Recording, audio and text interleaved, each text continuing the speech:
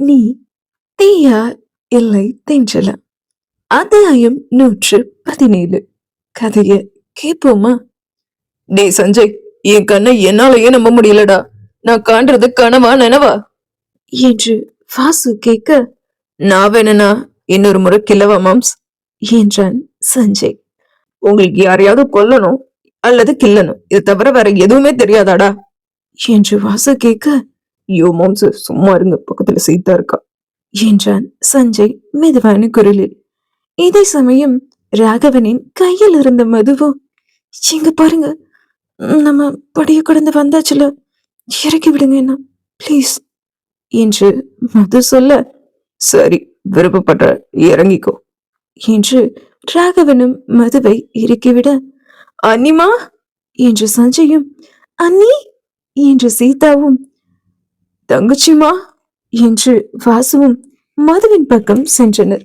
அனிமா எப்போ வந்தீங்க என்று சஞ்சய் கேட்க, அண்ணி இனி நீங்க இங்கதானே இருப்பீங்க என்று சீதா கேட்க, தங்கச்சிமா நீ இவ்ளோ சீக்கிரம் வருவேன்னு நான் எதிர்பார்க்கல என்று வாசு சொல்ல, மூவரின் முகத்திலும் இருந்த பரவசத்தை பார்த்த மது, நான் நான் சீதாவோட கல்யாணத்துக்காக தான் வந்தேன். ஒரு வாரத்துக்கு அப்புறம் இங்கிருந்து கிளம்பிடுவேன் என்று மது சொல்ல, மூவரின் முகமும் வாடி போனது. மூவரின் முகத்தையும் பார்த்த ராகவன், டேய் சோக கீத வாசிச்சது போதும், அவங்க சாப்பிட்டுட்டு அவங்க வேலைக்கு கிளம்புற வழிய பாருங்க என்று ராகவன் சொல்ல, வசோனா எனக்கு ஒரு ஹெல்ப் பண்ண முடியுமா என்றாள் மது. சொல்லுமா, நான் என்ன பண்ணணும், என்ன ஹெல்ப் வேணும் என்றான் வாசு. எனக்கு ஈவினிங் நான் மலை கோயிலுக்கு போகணும், கூட வர முடியுமா என்று மது கேட்க, தேவாசு இன்னைக்கு ஈவினிங் ஆபீஸ்ல மீட்டிங் இருக்குல்ல, அத மறந்துடாத என்றான் ராகவன். இந்த நேரத்துல இவ வேற என்று யோசித்த வாசு, சரிங்க பாஸ் என்று ராகவனிடம் சொல்லிவிட்டு, மது பிரெக்னண்டா இருக்க, இந்த டைம்ல மலை கோயிலுக்கு போக கூடாதுமா என்று வாசு மதுவிடம் சொல்ல, இல்லனா சீதாக்கு அவ ஆசைப்பட்ட ஆதித்யன் அண்ணனோட கல்யாணம் நடந்தா மலை கோயிலுக்கு வரேன்னு வேண்டிக்கிட்டேன், அதான் போயே ஆகணும் என்றாள் மது. சரிம்மா என்றான் வாசு. அண்ணிமா, நான் உங்களை அழைச்சிட்டு போகவா என்று சஞ்சய் கேட்க, சாருக்கு ஹாஸ்பிட்டல்ல மீட்டிங் இருக்கு, மறந்துட்டீங்களா என்றான் ராகவன். மது, நான் அழைச்சிட்டு போறேம்மா உன்ன என்றபடியே ஆதித்யன் உள்ளே வர, ஆதித்யன் பக்கம் வரும் வரை காத்திருந்த ராகவன் அவன் பக்கம் வந்ததும், மிஸ்டர் ஆதித்யன், வேலை எதுவும் இல்லைன்னா இன்னைக்கு அரண்மனையில டெக்கரேஷன் பண்ண ஈவினிங் ஆட்கள் எல்லாம் வருவாங்க, சீதாவும் நீயும் இங்க இருந்து அந்த வேலையை பாருங்க என்று ராகவன் சொல்லிவிட்டு சாப்பாட்டு மேசையின் பக்கம் செல்ல, யாரும் வர வேண்டாம், நானே போய்க்கிறேன் என்று கூறினாள் மது. சாப்பாட்டு மேசையில் நாற்காலியில் அமர்ந்திருந்த ராகவனுக்கு மது சொன்னது காதில் விழுந்தது. மீனாட்சியம்மா, டைம் ஆச்சு, டிஃபன் எடுத்து வைங்க என்று ராகவன் சொல்ல, மீனாட்சியும் சாப்பாட்டை பரிமாறினார்.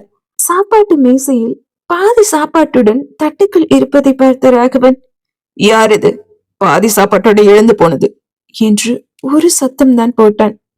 வாசு, சீதா, சஞ்சய் மூவரும் சாப்பாட்டு மேசையின் பக்கம் வந்து அமர்ந்தனர்.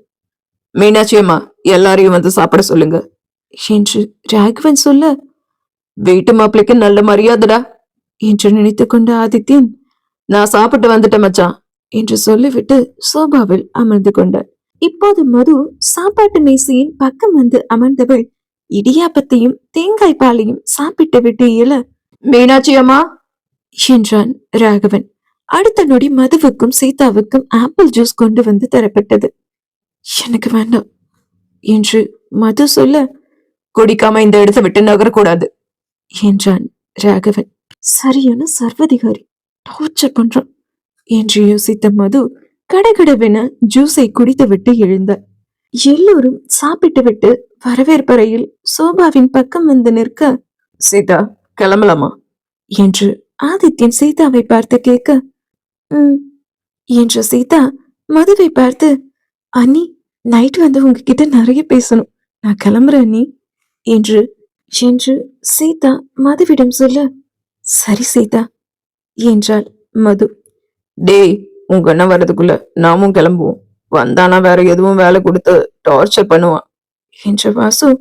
மது, பாய்மா என்று சொல்லிவிட்டு கிளம்ப, அனிமா கவலைப்படாதீங்க, முடிஞ்ச அளவு மீட்டிங் எல்லாம் சீக்கிரமா முடிச்சிட்டு நான் உங்களை கோயிலுக்கு அழைச்சிட்டு போறேன் என்று சொல்லிவிட்டு சஞ்சயும் கிளம்பி விட்டான். அப்புறம் கிளம்புவோமா என்று ராகவன் கேட்டுக்கொண்டே மதுவின் பக்கம் வர, நானே போய்க்கிறேன், என்கிட்ட கார் இருக்கு என்றாள் மது. ஒரே ஆபீஸ் தானே போக போறோம், எதுக்கு 2 கார்ல போய்கிட்டு, பெட்ரோல் வேஸ்ட் தானே, என் கூடவே வா என்று ராகவன் சொல்ல, நான் கவர்மெண்ட்ஸுக்கு போகணும், எனக்கு அங்க ஒர்க் இருக்கு என்றாள் மது.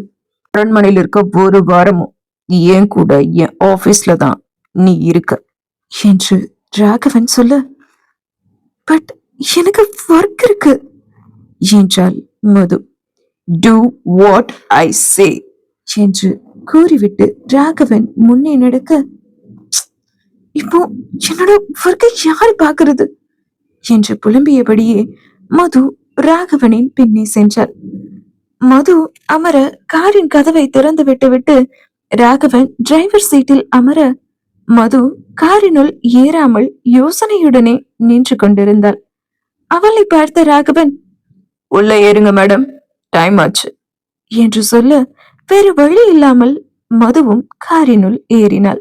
சீட் பெல்ட் போட்டு அமர்ந்திருந்த ராகவன் மது காரில் ஏறி அமர்ந்ததும் அவளுக்கும் சீட் பெல்ட் போட்டுவிட்டு, ஒரு ரேசருக்கு கார்ல ஏறினதும் டிராவல் பண்ணும்போது சீட் பெல்ட் போடணும்னு கூட தெரியாதா என்று ராகவன் கேட்க, சாரி மறந்துட்டேன் என்றாள் மது. பவன் இண்டஸ்ட்ரியோட எம்டி அம்மாவுக்கு மறதில்லா இருந்தா எப்படி என்று சொன்ன ராகவனிடம், நீங்க பக்கத்துல இருந்த பதட்டத்துல எல்லாமே மறந்து போகுது, நான் என்ன பண்றது என்றாள் மது பாவமாக.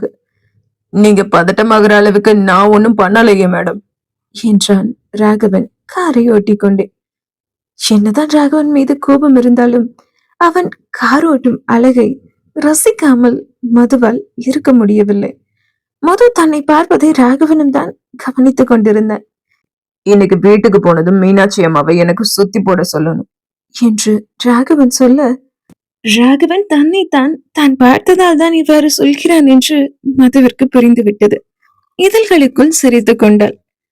காரை ராகவன் சாலையில் செலுத்திக் கொண்டிருக்கும் போது ஒரு நாய் ஒன்று குறுக்கே வந்துவிட, சடார் என்று பிரேக் போட்டான் ராகவன். அவன் பிரேக் போட்டதில் மது ஹா என்று கத்த, ராகவன் பயந்து விட்டான், சற்று பதறிவிட்டான். ராகவன் பிரேக் போட்டதில் மது சற்று முன்னே வர, அவளுக்கு மாட்டி விட்டிருந்த சீட் பெல்ட் அவளின் வயிற்றை இறுக்கியது. மது சத்தமிட்டதும் ராகவன் பயந்தவன், மது ஏனாச்சு, அரே ஓகே என்றான் பதட்டமாக. ஓகேதான் என்று மது குனிந்து தன் வயிற்றை பார்த்தாள். அவள் வயிற்றை பார்த்ததும் ராகவனும் அவள் பார்வை சென்ற திசையில் தன் பார்வையையும் செலுத்தினான். ராகவனின் கை அடுத்த நொடி அவளது வயிற்றில் இருந்தது. ராகவனின் கை அவளை தொட்டதும், அவளின் வயிற்றை தொட்டதும் ராகவனை அதிர்ந்து பார்த்தாள் மது. அரே ஓகே, ஒன்னும் ஆகல என்று ராகவன் பதட்டப்பட்டதை பார்த்த மதுவிற்கு என்னவோ போல் இருந்தது. எதுக்குமே பதட்டப்படாத ராகவன் தன் குழந்தைக்கு ஏதேனும் ஆகிவிடுமோ என்று பதட்டமானதை முதன் முறை பார்க்கிறாள் மது. குழந்தை மேல் அவனுக்கு அவ்வளவு அக்கறையா, அவ்வளவு பாசமா என்பதை மது நினைக்க நினைக்க அவளுக்குள் இனம் புரியாத ஒரு சந்தோஷம். குழந்தைனா உங்களுக்கு அவ்வளவு பிடிக்குமா என்று மது கேட்டே விட்டாள். ஏன் குழந்தை இது பிடிக்காம இருக்குமா என்று அவளின் வயிற்றிலிருந்து கையை எடுத்துக்கொண்டே ராகவன் சொல்ல, அவனின் பதில் கேட்ட மதுவின் கண்களில் 2 சொட்டு கண்ணீர் துளி எட்டி பார்த்தது. அடுத்த 10 நிமிடத்தில் அலுவலகமும் வந்துவிட ராகவன் காரை விட்டு இறங்க மதுவும் இறங்கினாள்.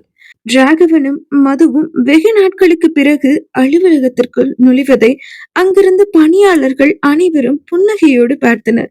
ராகவன் மதுவை அழைத்து கொண்டு அலுவலகத்தின் 2வது மாடிக்கு மின்தூக்கியில் செல்ல, 2வது தளத்தில் வரிசையாக நிறைய பேர் தங்களின் படிப்பு சான்றிதழ்களோடு அமர்ந்திருந்தனர்.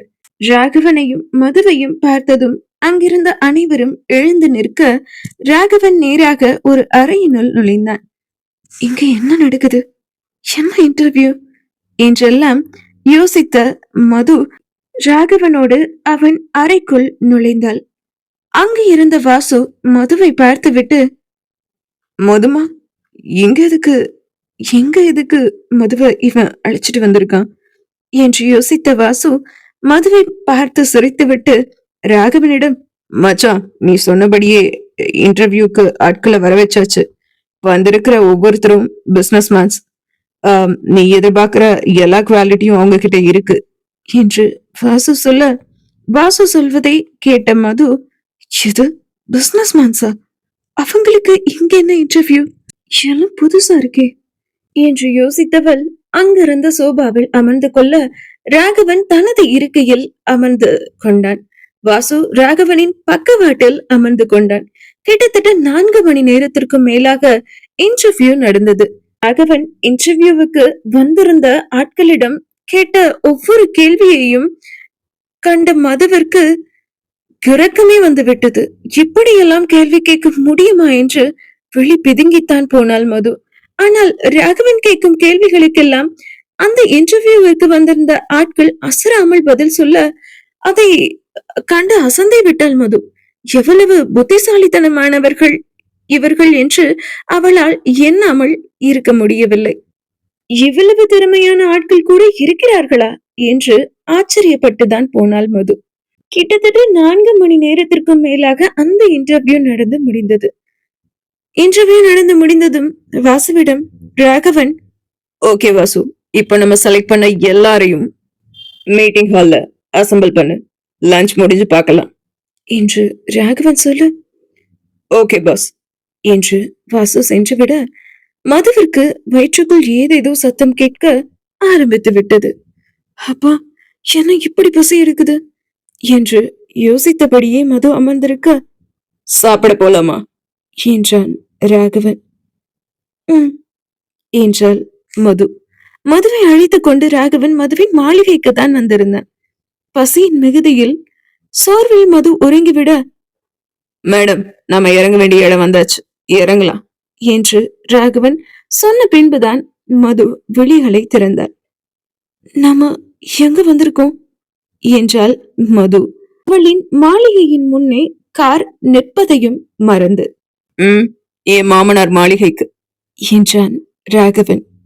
உங்க மாமனார் மாளிகைக்கு என்ன எதுக்கு கூட்டிட்டு வந்தீங்க என்று மது கேட்க, இறங்கடி என்றான் ராகவன். ஐயோ, நான் என்ன லூசு மாதிரி கேள்வி கேட்கிறேன்? அவரோட மாமனார்னா என்னோட அப்பா தானே என்று தன்னைத்தானே திட்டிக் கொண்டவள் காரில் இருந்து இறங்க, மது ராகவனுக்காக வாசலிலேயே காத்து கொண்டு நின்று இருந்தார் கிருஷ்ணமூர்த்தி. அப்பா, நாங்க வரோம்னு உங்களுக்கு முன்னாடியே தெரியுமா என்று காரிலிருந்து இறங்கியதும் மது கேட்க, தெரியுமா, மாப்பிள்ள சொன்னாரு என்றார் கிருஷ்ணமூர்த்தி. ராகவனையும் மதுவையும் அழைத்து கொண்டு கிருஷ்ணமூர்த்தி உள்ளே செல்ல, பட்டம்மா, எனக்கு ரொம்ப பசிக்குது, சீக்கிரம் சாப்பாடு எடுத்து வைங்களேன் என்றபடியே மது கைகளை கழுவிக்கொண்டு சாப்பாட்டு மேசையின் பக்கம் சென்று அமர, மதுவை வித்தியாசமாக பார்த்தான் ராகவன். என்னதான் அரண்மனையில் மது ராணியாக இருந்தாலும் இவ்வளவு உரிமையாய் அவள் அங்கு இருந்ததில்லை. எதிலும் எந்த விஷயத்திலும் சிறு தயக்கம் அவளுக்கு இருக்கத்தான் செய்யும். பிறந்த வீட்டுக்கும் புகுந்த வீட்டுக்கும் எவ்வளவு வித்தியாசங்கள். உரிமையோடு பேச, சிரிக்க, ஓட, ஆட என்று பிறந்த வீட்டில் இருக்கும் பெண்கள் புகுந்த வீட்டில் தயங்கி தயங்கியே ஒவ்வொரு அடியையும் எடுத்து வைக்கிறார்கள் என்பது ராகவனுக்கு இப்போதுதான் புரிந்தது. மதுவையே பார்த்து கொண்டு ராகவன் நிற்க, அவனை பார்த்த கிருஷ்ணமூர்த்தி, மாப்பிள்ள சாப்பிடலாம் வாங்க என்று அழைக்க, சாப்பிடலாம் மாமா, அதுக்கு முன்னாடி உங்ககிட்ட சில விஷயங்கள் பேசணும் என்று சொன்ன ராகவனை, வாங்க மாப்பிள உட்கார்ந்து பேசலாம் என்று கிருஷ்ணமூர்த்தி சொல்ல, ராகவனும் கிருஷ்ணமூர்த்தியும் ஒன்றாக சோபாவில் அமர்ந்து பேச ஆரம்பித்தனர். ராகவனும் கிருஷ்ணமூர்த்தியும் சோபாவில் அமர்ந்து பேசிக் கொண்டிருப்பதை பார்த்த மது, அப்படி என்னதான் ரெண்டு பேரும் பேசிப்பாங்க என்று யோசித்தபடியே சாப்பிட்டு கொண்டிருந்தாள்.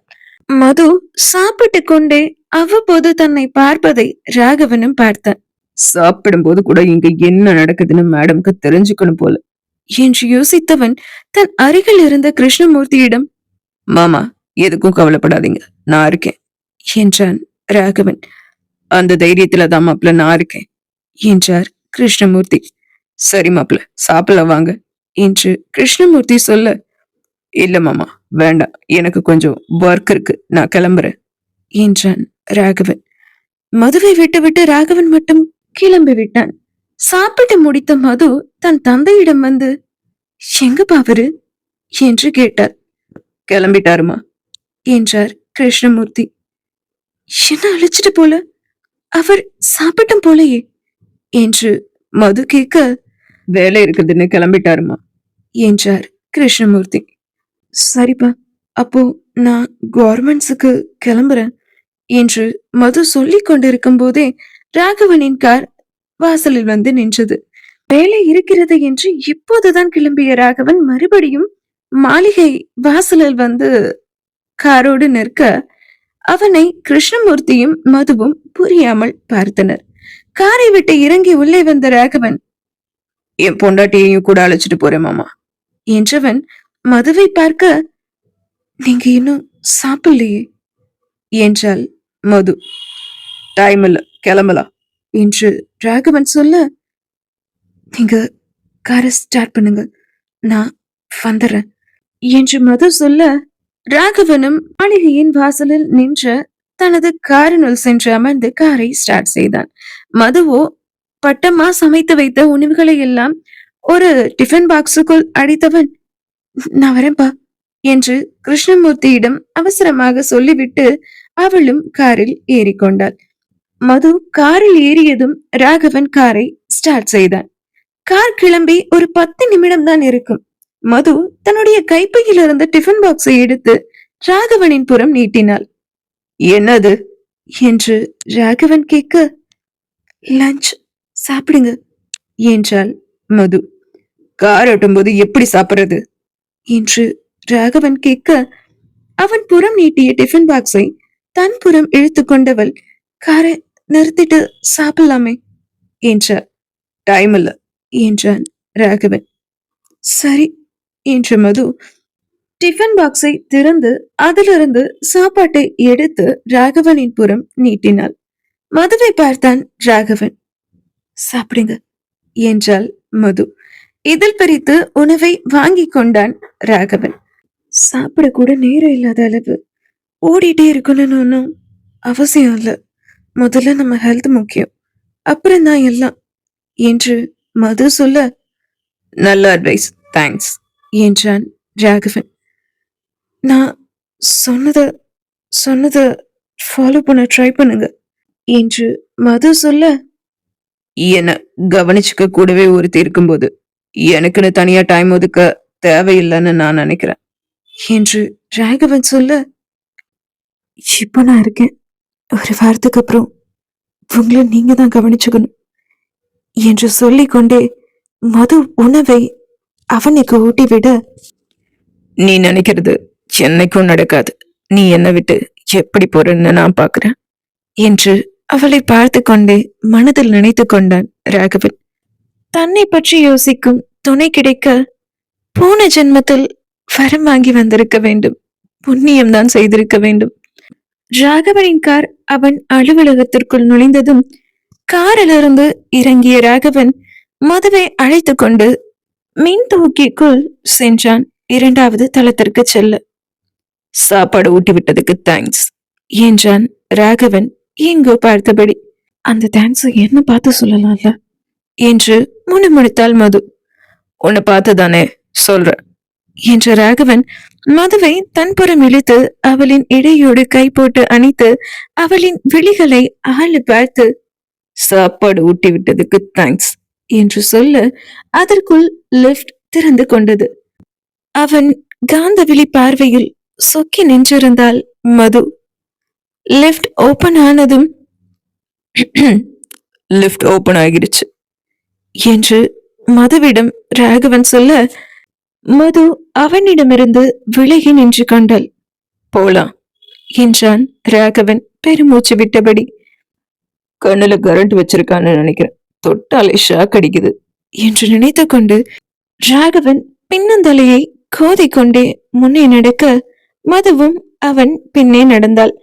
ராகவன் அறைக்குள் மது நுழைந்ததும் அங்கிருந்து சோபாவில் சென்று அமர்ந்து கொண்டு தன்னுடைய வேலைகளை லேப்டாப்பில் பார்த்து கொண்டிருந்தான்.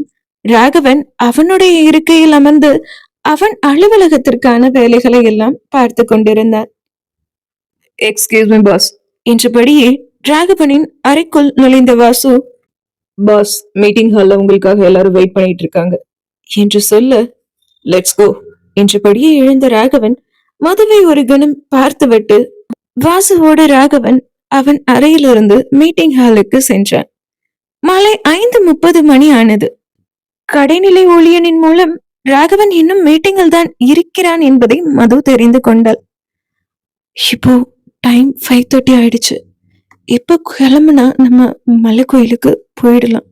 அவர் வந்தா கண்டிப்பா நம்மள கோயிலுக்கு போக விட மாட்டார். அதனால நம்ம கிளம்பிடுவோம் என்று யோசித்த மது தன்னுடைய கைப்பையை எடுத்துக்கொண்டு மலை கோவிலுக்கு புறப்பட்டு விட்டாள். வாசு ஏதோ ஒரு வேலை விஷயமாக அலுவலகத்தை விட்டு வெளியே சென்றவன் மதுவின் கைபேசிக்கு அழைத்தான். தன் கைபேசியில் வாசுவின் எண்ணை பார்த்துவிட்டு மது வாசுவின் அழைப்பை அட்டென்ட் செய்து காதில் வைத்தாள். மது எங்கம்மா இருக்க என்று வாசு கேட்க, அண்ணா மலை கோயிலுக்கு போயிட்டு இருக்கேன் என்றாள் மது. சரிமா என்று வாசு அழைப்பை துண்டித்து விட்டு, மது வீக்கா இருக்கா, இந்த சமயத்துல மலையெல்லாம் ஏறினா என்ன ஆகிறது என்று யோசித்த ராகவன் மலை கோயிலுக்கு தானும் சென்றான். எப்படியாவது மதுவை மலையில் ஏற விடாமல் தடுத்து நிறுத்தலாம் என்ற முனைப்போடு அவன் மலையை நோக்கி சென்றான். மருத்துவமனையில் இருந்த சஞ்சய் தன் மீட்டிங்கை எல்லாம் முடித்துவிட்டு மலை கோயிலை நோக்கி அவனும் புறப்பட்டான். அரண்மனையில் சீதாவோடு இருந்த ஆதித்யனிடம் சீதா, ஆதித்யன் அண்ணி இன்னைக்கு மலை கோயிலுக்கு போறதா சொன்னாங்க. அவங்க பிரெக்னெண்டா வேற இருக்காங்க. ஒண்ணு கிடக்கு ஒண்ணு ஆகிடுச்சுன்னா என்ன பண்றது? நீங்க போய் அண்ணிய பாருங்களேன் என்று சீதா சொல்ல ஆதித்யனும் காரை எடுத்துக்கொண்டு மலை கோயிலுக்கு புறப்பட்டான். இதே சமயம் மதுவோ மலை கோயிலுக்கு வந்து இறங்கிவிட்டாள். அந்த மலை கோயில் 450 படிகளுக்கு மேல் இருந்தது. இதற்கு முன்னால் மது இந்த கோயிலுக்கு வந்து இருக்கிறாள். ஆனால் இந்த 450 படிகளையும் இப்பொழுது பார்க்கும்போது மலைப்பாக இருந்தது. எப்படி இந்த 450 படிகளையும் கடந்து எப்படி கோவிலுக்கு செல்வது என்று திகைப்போடு நின்றிருந்தாள். இருந்தாலும் இது சீதாவுக்காக நான் வேண்டிக்கிட்ட வேண்டுதல், கண்டிப்பா கோவிலுக்கு போயே ஆகணும் என்று உறுதியோடு இருந்தவள் 450 படிகளில் முதல் படியில் சென்று நின்றவள் நிமிர்ந்து அந்த படிகளை பார்த்தாள். இதே சமயம் ஆதித்யன், வாசு, சஞ்சய் மூவரும் மலை கோயிலுக்கு வந்து விட்டனர். அந்த மலை கோயிலுக்கு வருவதற்கு 3 வழிகள் இருக்கிறது. சஞ்சய் ஒரு வழியிலும், ஆதித்யன் ஒரு வழியிலும், வாசு ஒரு வழியிலும் வந்தார்கள். மூவரும் ஒருவரை ஒருவர் பார்த்து கொள்ளவில்லை.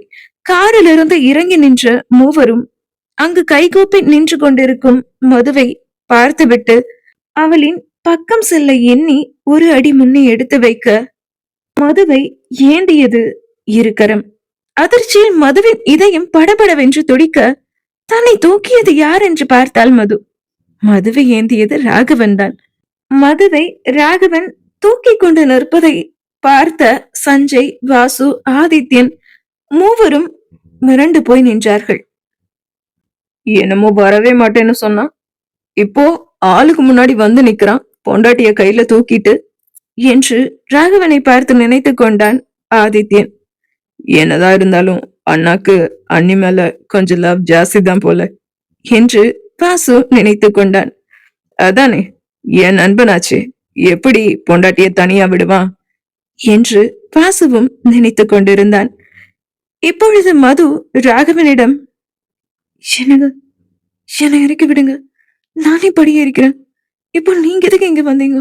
பிளீஸ் என்னை இறக்கி விடுங்க என்றாள் மது கெஞ்சலாக. ராகவன் மது சொல்வதையெல்லாம் கேட்கவே இல்லை. அவளை தூக்கி கொண்டே படிகளில் ஏறினான். அங்கு போவோர் வருவோர் எல்லாம் இவர்கள் இருவரையும் ஒரு நிமிடம் நின்று பார்த்து விட்டு சென்றனர்.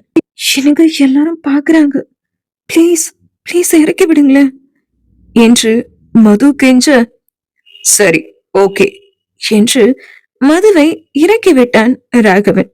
அப்பொழுதுதான் மதுவிற்கு மூச்சே வந்தது. அவளை இறக்கிவிட்ட அடுத்த நொடி மதுவை தூக்கி தன் தோளில் அமர வைத்துக் கொண்டான் ராகவன். அவனின் தோளில் அமர்ந்திருந்த மதுவிற்கு பயமெல்லாம் இல்லை, ஆனால் கூச்சமாக இருந்தது.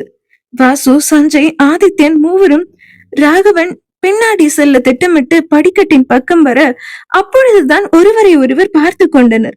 முதலில் ஒருவரை பார்த்த ஒருவர் அதிர்ச்சி அடைந்தாலும் மதுவை தூக்கி செல்லும் ராகவனை பின்தொடர முடிவெடுத்து மூவரும் ஒளிந்து ஒளிந்து ராகவன் மதுவின் பின்னே சென்றனர். உங்க அண்ணன் நினைச்சிருந்தா மதுவை போக வேண்டாம்னு சொல்லிருக்கலாம். எப்படா இந்த 450 படியையும் மதுவை தூக்கிட்டே கிடப்பான்? ரொம்ப கஷ்டம். நமக்கு 50 படி ஏறினதுக்கே மூச்சு வாங்குது. அவன் எப்படிடா 450 படி ஏற போறான் என்று வாசு கேட்க, மச்சி, பொண்டாட்டி ஆசைப்படுறத நிறைவேற்றுறதா நல்ல புருஷனுக்கு அழகு என்று ஆதித்யன் சொல்ல, இருடி மாப்ள, இந்த வேண்டுதலை நாளைக்கு சீதாவை செய்ய சொல்றேன் என்றான் வாசு. ஏண்டா, நான் உயிரோடு இருக்கிறது உனக்கு பிடிக்கலையா என்றான் ஆதித்யன். மாம்ஸ், என் அண்ணனை பாத்தீங்களா?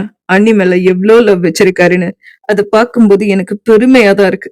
ஆனா இத சீதா, திவ்யா, சாத்விகாவுக்கு தெரியாம பாத்துக்கணும் என்றான் சஞ்சய்.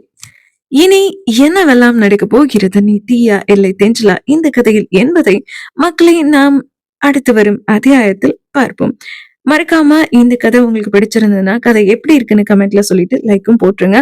உங்க ஃப்ரெண்ட்ஸ் இந்த மாதிரியான ஆடியோ நாவல்ஸ் கேட்பாங்க அப்படின்னா நம்ம ஆடியோ நாவலை நீங்க அவங்களுக்கு ஷேர் பண்ணி விடுங்க. பை மக்களே.